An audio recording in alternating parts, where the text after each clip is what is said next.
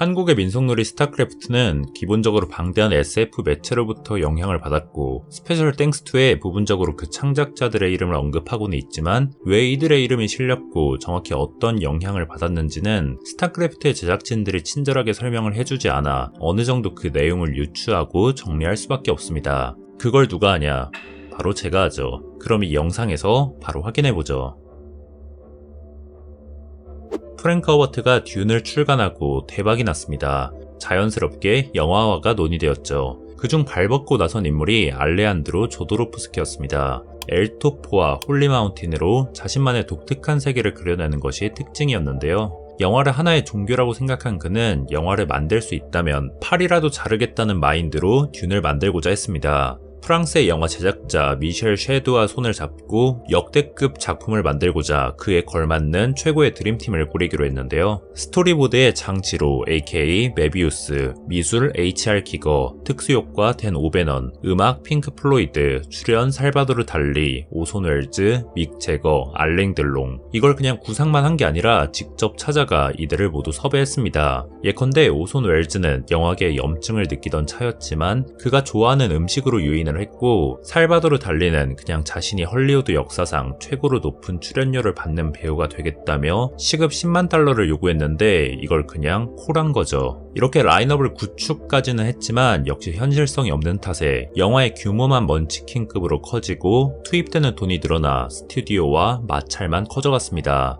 게다가 스튜디오는 영화 길이를 2시간으로 원했지만 조도로프스키는 아니다, 10시간 아니면 12시간이 적당하다 라고 대답해 결국 이 조도로프스키의 듄은 쫑났죠. 후에 이 듄은 당시의 신인이었던 데이빗 린치 감독이 연출을 했지만 최종 편집권을 갖지 못해서인지 영화는 완성도를 갖추지 못한 채 미술만 볼만한 영화로 남았고 조도로프스키는 이런 데이빗 린치의 듄을 보며 한숨 돌렸다는 후문이 전해지고 있습니다. 너 내 동료가 되라 하고 모았던 조도로프스키의 드림팀은 한숨에 뿔뿔이 흩어져야만 했는데요. 그중 댄 오베너는 프로젝트 무산의 충격을 받아 정신병원에 입원을 했을 정도입니다. 그러나 이때의 경험이 상처만을 남긴 것은 아니죠. 댄 오베너는 듄 프리 프로덕션에 참여하며 최고의 멤버들과 교류를 나눌 수 있었고 그중 HR 기거의 작품에 매료되었습니다. 그의 그로테스크하면서도 아름다운 여러 그림들은 댄 오베넌에게 심오한 영향을 끼쳤죠. 나아가 기거가 그린 괴물을 가지고 대본을 만들기로 결정하고 자신이 대학교 다닐 때 썼던 메모리라는 이야기를 고쳐 썼습니다. SF 호러 영화였죠. 하지만 야심찬 출사표와 달리 메모리의 각본을 건네받은 영화사들은 당시 시큰둥한 반응을 보였는데요.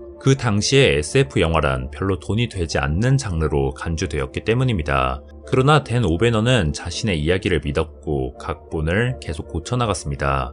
그러던 찰나 1977년 스타워즈4 새로운 희망이 개봉하고 엄청난 흥행을 거둡니다. 그러자 헐리우드는 이제 SF 영화는 돈이 된다. 특히 우주 SF 영화로 마인드가 바뀌고 재빨리 스타워즈 흥행의 자취를 밟고 싶어 했습니다. 그리고 이런 시류에 댄 오베넌의 각본이 맞물려 비로소 채택되었고 이렇게 탄생한 영화가 바로 에일리언 1편이죠.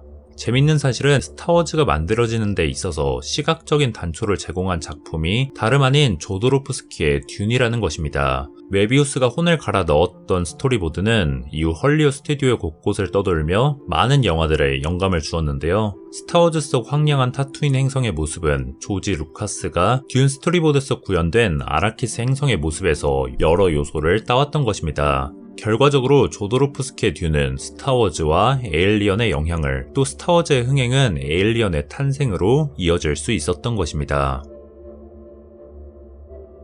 에일리언의 엄청난 성공에 힘입어 제작사인 브랜드와인 측에선 당연히 속편을 만들기로 계획했지만 결과적으로 에일리언2가 개봉하기까지 7년이나 걸린 것을 봤을 때 그 과정이 순탄치만은 않았습니다. 왜냐면 1편의 성공을 두고 폭스 스튜디오의 중역들의 해석이 갈렸기 때문인데요. 중역들은 에일리언의 성공에는 운이 작용한 것이고 후속작을 진행할 만큼 수익성도 없고 당시에 호러 영화의 수익률도 점점 하락하고 있어서 프로젝트의 진행을 부정적으로 봤던 것입니다. 거기에 더해 제작사와 폭스 사이에 돈 문제로 소송까지 얽히며 점점 더 속편 제작은 요원해져만 갔죠. 이 소송 문제가 해결된 83년 이후에야 다시 에일리언 속편 제작이 진행됐고, 개발 담당의 레리 윌슨이 각본 작업을 할 작가를 찾는 과정에서 우연히 제임스 카메론이 집필하고 또 영화로 만들고 있던 1984년작 터미네이터 1편의 각본을 마주하게 됩니다. 알고 보니 제임스 카메론이 일찍이 람보2에도 공동 작가로 참여한 것을 알고 레리 윌슨은 확신을 가지고 제임스 카메론과 몇 번 미팅을 가졌습니다. 이후에 제임스 카메론은 스튜디오가 원하던 에일리언2의 방향성을 고려하여 3일 만에 42페이지 분량의 리플리와 병사들이란 트리트먼트를 작성해서 넘겼는데요. 하지만 스튜디오의 중역들은 이에 대해서 엇갈린 반응을 냈고 다시 한번 에일리언2의 프로젝트는 잠정 보류되었습니다. 얼마 안가 폭스 스튜디오 제작 부서장이 로렌스 고든으로 교체된 뒤에 그는 당시 폭스에 특별히 개발 중인 프로젝트가 없음을 알고 다시 한번 에일리언 속편 기획안을 부활시켰는데요. 당연히 제임스 카메론도 다시 이 프로젝트에 참여하여 트리트먼트를 각본으로 확장시키는 작업을 하였습니다. 당시로서는 그가 별달리 내놓은 것이 없어서 스튜디오는 제임스 카메론의 요청을 대부분 거절하였는데 1984년 말 터미네이터가 개봉한 뒤 엄청난 성공을 거두자 각본가로서 그의 신용이 올라갈 뿐만 아니라 에일리언2의 연출까지 맡게 되었습니다. 그가 밀어붙인 대표적인 안건은 제목 에일리언 뒤에 복수형 S를 붙이는 것이었죠. 에일리언들과 대립하는 해병들에 관한 영화가 될 것이라 방향성을 잡고 본격적으로 에일리언2 영화를 만들었고 결과는 역사로 남았죠.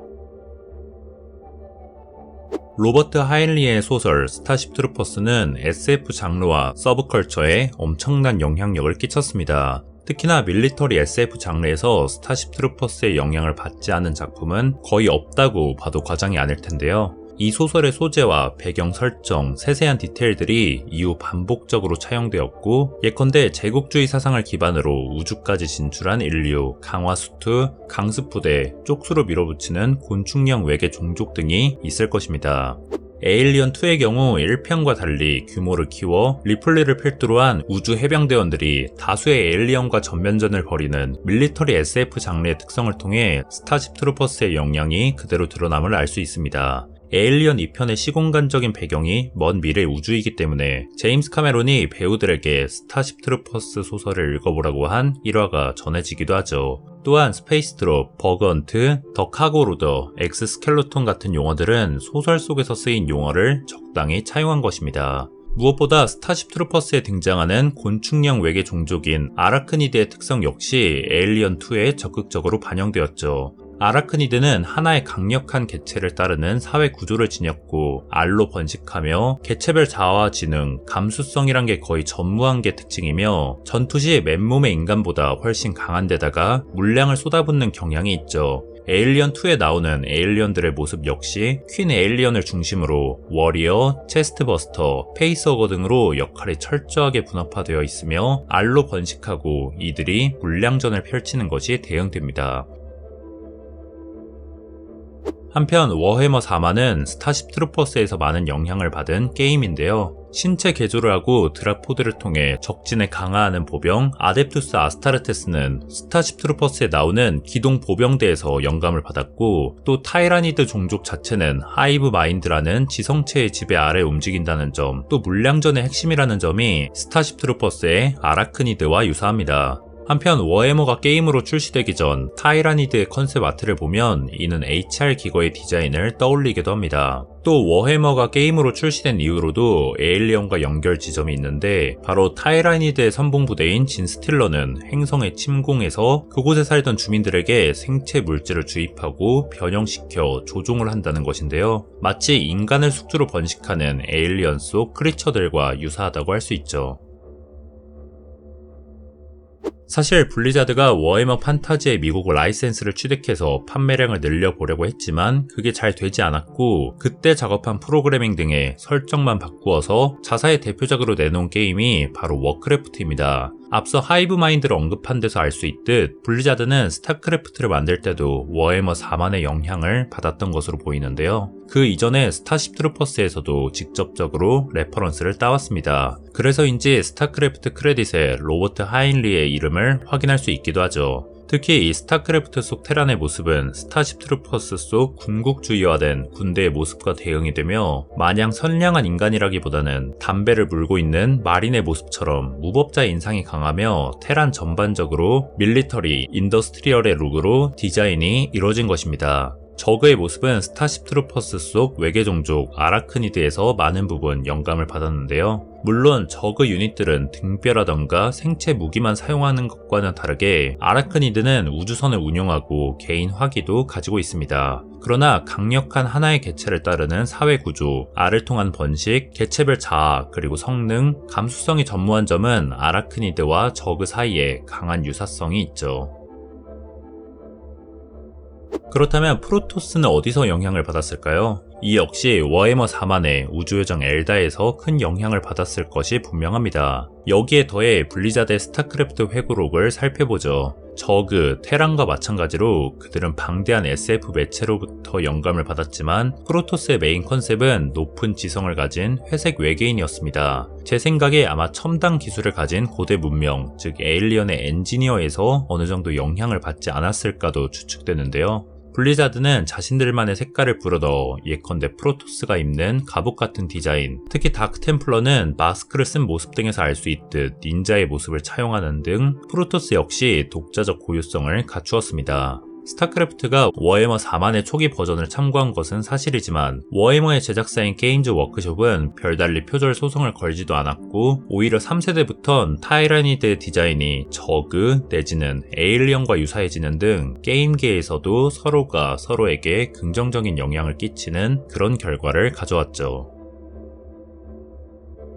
게임 회사 버진 인터랙티브의 설립자 마틴 엘퍼는 소설 듄의 덕후가 미국에만 수백만 명 정도 있다는 사실을 깨달은 뒤 이걸로 게임을 만들면 대박나겠다 싶어서 소설의 각색 권한을 구하러 나섰습니다. 이 각색 권한을 소유한 인물이 디노 드 로렌티스라고 데이빗 린치 감독의 영화 듄을 제작한 인물이기도 했죠. 근데 문제는 이 영화가 망해서 제작사가 파산해버렸다는 것입니다. 이때가 1988년으로 원작자 프랭크 허버트의 사우라, 이 판권 소유를 두고 무슨 법으로 여러 차례 재판이 있었고 마틴 엘퍼는 마침내 1990년 듄 각색 권한을 구입하게 됩니다. 버진 인터랙티브 산하에는 웨스트우드 스튜디오와 크리오 인터랙티브가 있었고 버진은 처음에 크리오에게 듄 게임 제작 프로젝트를 맡겼는데요. 근데 크리오는 당시 경영진 변경 이슈가 있어서 일이 지지부진해지자 웨스트우드에게 게임화를 제안했습니다. 마침 이 프로젝트를 받은 브렛 스페리가 앞서 말한 수백만 명의 듄 덕후 중 한 명이었고 원래 기획 중이던 RTS 포맷에 맞춰 듄 게임을 만들기 시작했습니다.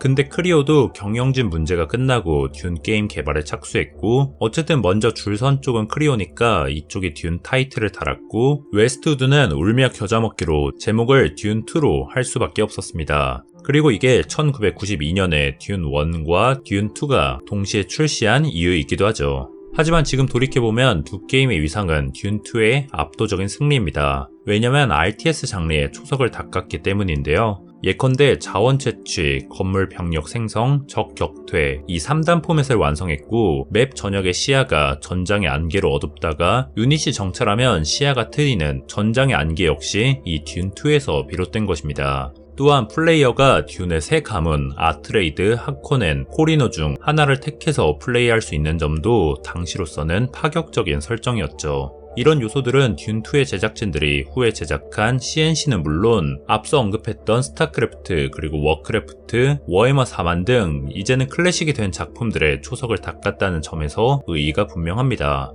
듄1과 듄2 모두 게임 내 컷신을 보면 데이빗 린치의 영화 듄의 캐릭터 디자인과 비슷하고 특히 듄2에서 아트레이드가의 최종 병기인 음파 무기도 영화에서 볼 수 있는 디자인과 꽤 흡사합니다. 물론 영화의 평은 좋지 않지만 데이빗 린치 이름이 어디 가지 않는 미적 감각은 이렇게 게임 매체에 영향을 주는 것이 마냥 신기하죠. 그런데 스타크래프트 크레딧에선 미야자키 하야오의 이름도 확인할 수 있습니다. 대체 왜일까요? 이는 그의 초기작이자 SF 작품 바람 계곡의 나우시카에서 기인한 것으로 보입니다. 프로토스의 리버와 나우시카의 오물을 비교해보면 단번에 알 수 있을 텐데요. 물론 외형이 비슷한 정도고 이 나우시카의 오무는 속업 셔틀이 필요 없을 정도로 빠르며 멍청한 리버와 다르게 인간과 의사소통도 가능한 어느 정도 지성을 가진 객체입니다. 미야자키 하야오가 직접 밝힌 바는 없지만 나우시카의 설정을 따지고 보면 듄과 연결이 되기도 한데요. 사막화된 공간적 배경, 그곳에 나타나는 거대하고 초월적인 존재, 처음에는 이들을 대항해야 될 대상으로 여기다가 후에는 역할을 이해하고 함께하고자 한다는 점, 두 작품 모두 예언을 받은 인물이 주인공이며 주인공이 억압받는 부족들을 결집시키고 인간 외의 종과 유대감을 형성할 수 있는 무엇보다 메시아적인 인물이라는 점입니다.